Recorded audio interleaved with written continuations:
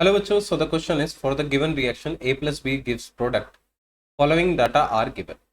So we have a table and we need to find out the rate equation, rate law and the rate constant.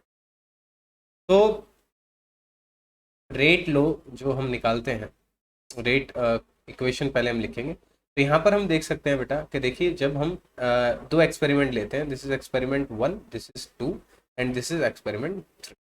तो देखो जब हमने experiment 1 और 2 किए तो हमने क्या काम किया कि ए की कंसंट्रेशन हमने ये रखी, बी की कंसंट्रेशन ये रखी, तो जो रेट आया वो हमारे पास ये है.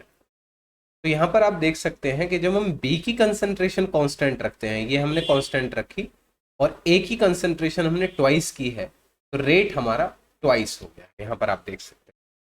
तो यहाँ पर हमें सीधा पता चलता है कि जो रेट है वो डायरेक्टली प्रोपोर्शनल है ए की पावर 1 के. क्योंकि ए की पावर 1 के क्यों है? क्योंकि रेट को डबल करने से ए की कंसंट्रेशन डबल करने से रेट डबल हो रहा. अगर ए की कंसंट्रेशन डबल करने से रेट 4 टाइम्स हो जाता तो रेट प्रोपोर्शनल होता ए के स्क्वायर के. ठीक है, लेकिन रेट ए की कंसंट्रेशन डबल करने से रेट भी डबल हो रहा है, तो रेट प्रोपोर्शनल है ए के पावर 1 के. चलिए अब एक्सपेरिमेंट थर्ड से आते हैं. थर्ड में अगर हम देखते हैं तो जब हमने ए की कंसंट्रेशन को कांस्टेंट रखा और बी की कंसंट्रेशन हमने ट्वाइस कर दी, तो यहाँ पर रेट पर कोई फर्क नहीं पड़ा. एक्सपेरिमेंट फर्स्ट और थर्ड में आप देखिए कि बी की कंसंट्रेशन ट्वाइस जब हमने की तो रेट हमारा कांस्टेंट रहा. तो rate is independent of concentration of B.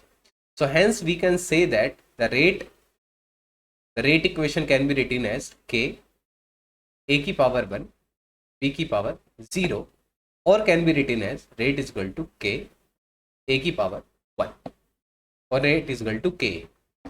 So the first answer is this.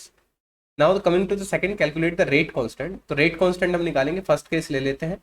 rate constant के लिए हम रेट रख लेते हैं. रेट है हमारा कितना? 0.1 रख लेते हैं. सेकंड ले लेते हैं हम लोग. 0.1 हमने रेट ले लिया. रेट कांस्टेंट हमको निकालना है. कंसंट्रेशन ए की क्या है? 0.2. जो रेट आ जाएगा हमारे पास वो कितना आ जाएगा? 0.1 अपॉन 0.2 क्या जाएगा हमारे पास? 0.5. तो 0.5 minute second inverse is the rate cost. So I hope the concept is very much clear to you. Thank you and best of luck.